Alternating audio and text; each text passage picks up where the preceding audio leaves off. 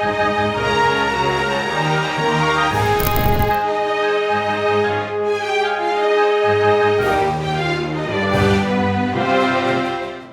இரட்சகமாகிய இயேசு கிறிஸ்துவின் நாமத்திலே இயேசுவின் இளைப்பாறுதல் ஊழியத்தின் சார்பாக இந்த தொலைக்காட்சி வாயிலாய் உங்களை சந்திப்பதிலே மிகுந்த சந்தோஷம் அடைகிறேன். இந்த 2026 ஆண்டு 4ஆம் மாதம் வாக்குத்தத்த வசனத்தின் நிமித்தமாய் உங்களை சந்திப்பதில் மிகுந்த சந்தோஷம் அடைகிறேன்.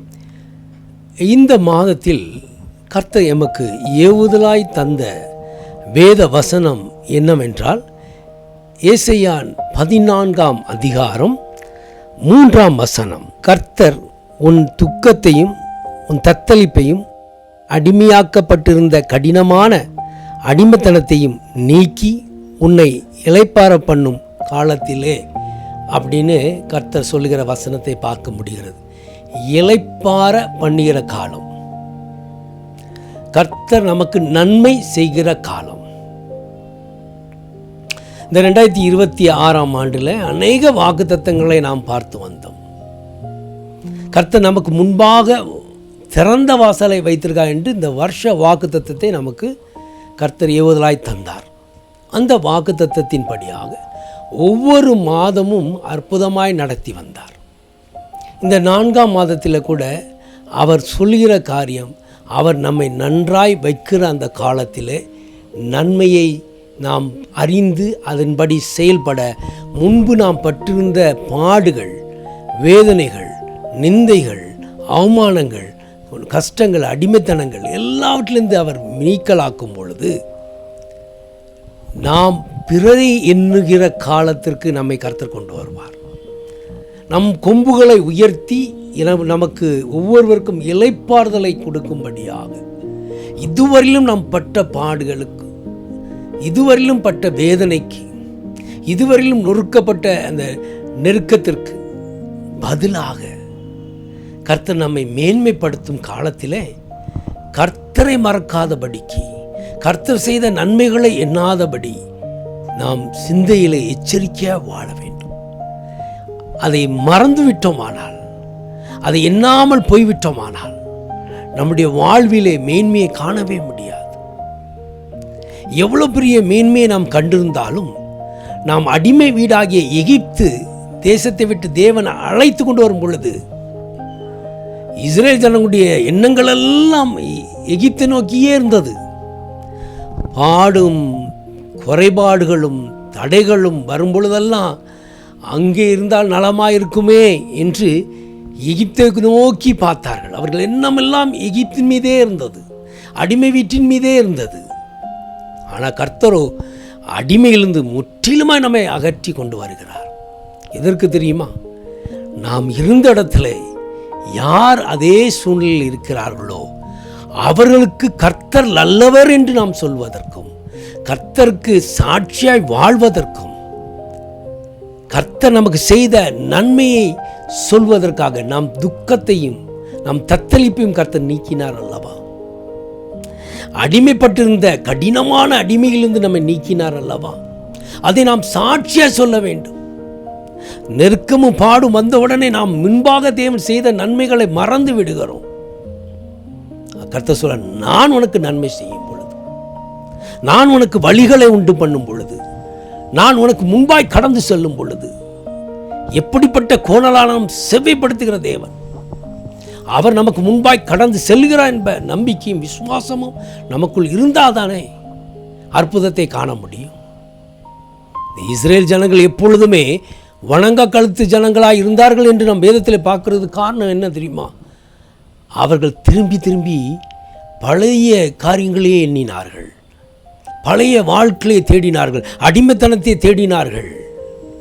இன்னைக்கு நம்மை கர்த்தர் விடுதலையாக்கி இருக்கிறார். சொந்த இரத்தத்தை கொடுத்து பரிசுத்தப்படுத்தி நம்மை வேர் பிரித்து இருக்கிறார். எதற்காக? அடிமை பாவ சாபங்களிலிருந்து விடுதலை கொடுத்திருக்கிறார். எதற்காக?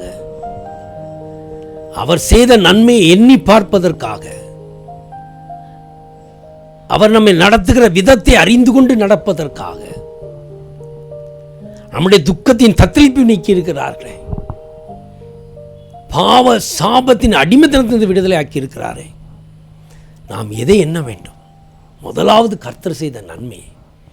இரண்டாவது, நம் இடத்தில் இருக்கிற ஜனங்களுக்கு கர்த்தர் செய்த நன்மையின் சாட்சியை விளக்கி சொல்ல வேண்டும். ஏனென்றால் நாம் வெளிச்சத்தின் பிள்ளைகளாய், நம்மை மீட்பர் உயிரோடு இருந்து நம்மை காற்றிருக்கிறார். அந்த உயிரோடு இருக்கிற தெய்வம், அந்த மீட்பர் யார் என்பதையும், அவர் எந்த சூழ்நிலையில் நம்மை கைப்பிடித்தார், வழி நடத்தினார், எப்படி நம் துக்கத்தை சந்தோஷமாய் மாற்றினார், எப்படி நம்மை தத்தளிப்பிலிருந்து தூக்கி நிறுத்தினார், வேதனை காலத்தில் எப்படி நம்மை தாங்கினார், அடிமைத்தனமாயிருந்த நம்முடைய வாழ்க்கையை மாற்றினார் அல்லவா, எப்படி மாற்றினார் என்பதற்கு நாம் சாட்சி உள்ள ஒரு நல்ல பாத்திரமாய் விளங்க வேண்டும். நம்முடைய சாட்சி தான் கர்த்தர் யார் என்பதை மற்றவர் அறிந்து கொள்வார்கள். நம்மை உயர்த்தும் காலத்திலே நாம் நிச்சயமாக நம்மை உயர்த்தினவர் யார் என்பதை ஜனங்களுக்கு அறிவிக்க கடமைப்பட்டிருக்கிறோம். எத்தனை பேர் நாம் அப்படி வாழ்ந்திருக்கிறோம்? நம்முடைய துக்கங்கள் மாறிற்று, சந்தோஷம் வந்துட்டு, ஐஸ்வர்யம் வந்துட்டு, மேன்மை வந்துட்டு, அதிகாரம் வந்துட்டு, உயர்வு வந்துட்டு. அதற்கு பிறகு யார் உயர்த்தினாரோ, யார் நம்மை ஆசீர்வதித்தாரோ, யார் நம்மை மேன்மைப்படுத்தினாரோ அவரை மறந்து விடுகிறோம். அவர் செய்த நன்மைகளை மறந்து விடுகிறோம். அப்படி அல்லாமல் நாம் அவருடைய நன்மையை எப்பொழுதும் ஜனங்களுக்கு முன்பாக, வேதனைப்படுகிறவர்களுக்கு முன்பாக வாயை திறந்து தேவனை அறிக்கை பண்ணுகிறவர்களாக இருக்க வேண்டும். கர்த்தர் சொல்ற இந்த மாதத்தில் உன் அடிமைத்தனத்தெல்லாம் நீக்குவேன். அக்காலம் வந்து விட்டது. அதுவே இந்த மாதம். இந்த மாதத்தில் எவ்வளவு அடிமைப்பட்டிருந்தாய், எதில் அடிமைப்பட்டிருந்தாய், எதனால் அடிமைப்பட்டிருந்தாய், எதனாலே நாம் நெருக்கப்பட்டிருக்கிறோம், எல்லாவற்றையும் உணர்கிற காலம். இந்த மாதத்தில் நம்மை விட்டு கொடுத்தோமானால் நம் துக்கம் சந்தோஷமாய் மாறிவிடும். தத்தளிப்பை நீக்கி விடுவார். அடிமைத்தனமாகிய கடினமான அடிமைத்தனத்திலிருந்து கூட விடுதலை பெற்றுக்கொள்ள முடியும். நம்ம நினைக்கலாம், இந்த சூழ்நிலையை யாரால் மாற்ற முடியும்? இந்த சூழ்நிலையிலிருந்து நாம் எப்படி மீள்வோம்? எப்படி நாம் முன்னேறி வருவோம்? ஒரு மனிதன் சொல்வார்கள், அவர்கள் செய்ய நினைத்தா கூட இயலாமல் போய்விடும். கர்த்தர் ஒருவர்தான் சொன்னால் செய்வார். செய்யும் பொழுது அது அதிசயமாயிருக்கும், அற்புதமாயிருக்கும், அடையாளமாயிருக்கும். கர்த்தர் உங்களை அடையாளப்படுத்துவார். அந்த காலம் வந்துவிட்டால் நீங்கள் தான் அடையாளம். தள்ளப்பட்ட கல் தலைக்கு மூளைக்கல்லாய் மாற்றுவார். அது கர்த்தரால் ஆயிற்று. இனி தள்ளப்பட்டு போயிருக்கலாம், ஒடுக்கப்பட்டு போயிருக்கலாம், நெருக்கப்பட்டு போயிருக்கலாம், மூளைக்கல்லாய் மாற்றுவார். அப்பொழுது மாற்றினவரை நாம் மறந்து விடாதபடி எச்சரிக்கையாய் வாழ வேண்டும். அநேக காரியங்களிலே நாம் இடறி விழுந்து விடுகிறோம், போராடி கொண்டு இருக்கிறோம். அப்போ இந்த மாதத்தில் என்ன செய்ய போகிற ஆண்டவர் அப்படி என்றால், கர்த்தர் சொல்ல, உனக்கு நான் இளைப்பாறுதல் தருவேன். அக்காலத்தில் நான் உனக்கு இளைப்பாறுதலை தருவேன். நீ இதுவரையிலும் போராடி இருக்கலாம், இதுவரையிலும் அதுக்கு ஒரு பதில் இல்லாமல் இருக்கலாம், முடிவில்லாமல் இருக்கலாம். அப்போ இது எப்பொழுது தீரும் என்று காத்து கொண்டு இருக்கலாம். எல்லாவற்றுக்கும் மேலாக கர்த்தர் சொல்ல, எல்லாவற்றையும் நீக்கலாக்கி நான் உனக்கு ஒரு நல்ல இளைப்பாறுதலை தருவேன். இந்த மாதம் உனக்கு ஒரு இளைப்பாறுதல். இதுவரையிலும் சேகரித்தேன், இதுவரைக்கும் ஓடினேன், இதுவரைக்கும் வேலை செய்தேன், எல்லாவற்றையும் சம்பாதித்தேன், ஆனால் இருதயத்தில் ஒரு சமாதானமும் இல்லை, எனக்கு ஒரு இளைப்பாறுதலும் இல்லை என்று நீ எண்ணினே. ஆனால் இந்த மாதத்தில் கர்த்தர் சொல்கிறார், நான் உனக்கு இளைப்பாறுதல் தருவேன். எதெல்லாம் தத்தளித்தாய், எதெல்லாம் வேதனைப்பட்டாய், எதற்காகலாம் கண்ணீர் வடித்தாய், எல்லாவற்றுக்கும் முடிவு வருகிறது. அக்காலம் வந்து விட்டது. நீ விழித்துக்கொள். நான் உயர்த்துவேன், நான் மேன்மைப்படுத்துவேன். கிடைக்காத தடைகளும் குறைகளும் கர்த்தர் வாங்கி தருவார், நிரப்பி கொடுப்பார். இதுவரையிலும் கிடைக்கல, இனிமே கிடைக்குமா? நான் கேட்டுக்கொண்டே இருக்கிறேன், கதவு திறக்குமா? என்று நீ பல கேள்வியோடு இருக்கலாம். கேளுங்கள், அப்பொழுது உங்களுக்கு கொடுக்கப்படும் என்று சொல்லியிருக்கிறார். தட்டுங்கள், அப்பொழுது திறக்கப்படும் என்று சொல்லியிருக்கிறார். நாம் கேட்கணும். யார் நாமத்தினால் கேட்கணும். என் நாமம் என்று அங்கே இயேசு கிறிஸ்து தன்னை அங்கே வெளிப்படுத்தி இருக்கிறார். அவர் நாமமின்றி நமக்கு ஒரு விடுதலை இல்லை, ரட்சிப்பு இல்லை. இந்த தத்தளிப்பு நீங்காது, இந்த அடிமைத்தனம் உன்னை விட்டு விலகாது. இந்த துக்கம் மாற வேண்டுமானால் இயேசு கிறிஸ்துவால் மாத்திரமே கூடும். அவரை சகல முத்திரைகளை உடைக்கிற நாமம் உடையவர். ஒருவேளை இந்த அடிமைத்தனம் ஒரு கெட்டினால, ஒரு சேவனை கெட்டோ, ஒரு பில்லி சூன்யம், இல்லை ஒருவருடைய வளர்ச்சியை தடுப்பதற்காக பிசாசனம் போராடுகிற போராட்டமோ சத்ருவின் வல்லமைகளோ உன்னை மேற்கொள்ள மாட்டாது. இதுவரையிலும் நீ அதில் போராடி கொண்டு இருக்கிறாய். வியாதிப்பட்டு அதில் ஒரு விடுதலை இல்லாமல் தவித்து கொண்டு இருக்கிறாயா? எப்பொழுது இளைப்பாறுவேன், எப்பொழுது இந்த வியாதியிலிருந்து விடுதலை பெறுவேன், சுகப்பெறுவேன், ஆரோக்கியம் அடைவேன் என்று கேட்டுக்கொண்டு இருக்கிறாயா? உண்மையிலே கர்த்தர் சொல்லுகிறார். இந்த மாதத்தில் இந்த செய்தியை கேட்டுக்கொண்டு இருக்கிற உங்களை பார்த்து தான் கர்த்தர் சொல்கிறார், நான் உங்களுக்கு இளைப்பாறுதல் தருவேன். இதுவரையிலும் நீ பாடம் சுமந்து கொண்டு இருக்கிறாய், வருத்தப்பட்டு கொண்டு இருக்கிறாய். வருத்தப்பட்டு பாரம் சுமக்கிறீர்கள். நீங்கள் எல்லோரும் என்னிடத்தில் வாருங்கள், நான் உங்களுக்கு இளைப்பாறுதல் தருவேன் சொல்லி அழைத்த தேவன் இயேசு கிறிஸ்து. மத்தேயு 11:28 அப்படியாக சொல்லுகிறார். அப்போ அந்த இளைப்பாறுதல் எங்கிருந்து வருகிறது? எங்கெல்லாம் அலைந்து திரிகிறோமோ, எங்கெல்லாம் போய் ஒன்றுமே கிடைக்காமல் போய்விட்டதோ, எங்கெல்லாம் கேட்டும் ஒரு பதிலும் இல்லாமல் போய்விட்டதோ, எங்கெல்லாம் தட்டி கதவு திறக்கப்படவில்லையோ, இயேசுவின் நாமத்தினாலே நீ கேட்டேயானால் பெற்றுக்கொள்ள முடியும். இயேசுவின் நாமத்தினாலே நீ தட்டினேயானால் திறக்கப்படும். இயேசுவின் நாமம் எல்லா நாமத்திற்கும் மேலான நாமம். அவர் மாத்திரமே நமக்கு இளைப்பாறுதலை தர முடியும். அநேகர் அலைந்து திரிந்து கொண்டு இருக்கிறார்கள். இளைப்பாறுதல் இல்லாமல் வேதனையோடு வருத்தப்பட்டு பாரம் சுமந்து கொண்டு இருக்கிறார்கள். துக்கத்தோடும் தத்தளிப்போடும் கடினமான அடிமைத்தனத்திலும் வேதனைப்பட்டு கொண்டு இருக்கலாம். ஆனால் இன்னைக்கு கர்த்தர் சொல்லுகிறார், உன் துக்கம் சந்தோஷமாய் மாறும். உன் தத்தளிப்பின் பாத்திரத்தை உன் கையிலிருந்து எடுத்து போடுவேன். உன் அடிமை வீடாகிய எகிப்திலிருந்து எப்படி இஸ்ரேல் ஜனங்களை அழைத்து கொண்டு வந்தாரோ அதே போல உன் அடிமைத்தனத்தை நிர்மூலமாக்கி புதிய வாழ்வை தந்து விடுவார். பாவத்தினால் சாபத்தினால் அடிமைத்தனத்திலே வாழ்ந்து கொண்டிருந்தேயானால் இந்த சாபமும் பாவமும் இயேசு கிறிஸ்துவின் இரத்தத்தினாலே மாத்திரமே முறிக்கப்படும் என்பதை அறிந்து கொள்ளுங்கள். அவருடைய இரத்தம் சகல பாவங்களையும் சுத்திகரிக்கிறது. அது சுத்திகரிப்பின் இரத்தமாக இந்த பூமியில் சிந்தப்பட்டு இருக்கிறது. அந்த இரத்தமின்றி நமக்கு பரிசுத்தம் இல்லை. நாம் பாவிதான், ஆனால் நம்மை கழுவுவதற்காக அவர் சிந்தின இரத்தம். அந்த இரத்தத்தினால் நாம் கழுவப்பட்டோமானால் நம் வாழ்க்கையில் பரிசுத்தத்தை காண முடியும், சந்தோஷத்தை காண முடியும், துயரம் நீங்கி அற்புதமான ஒரு வாழ்வை நீ கண்டடைய முடியும்.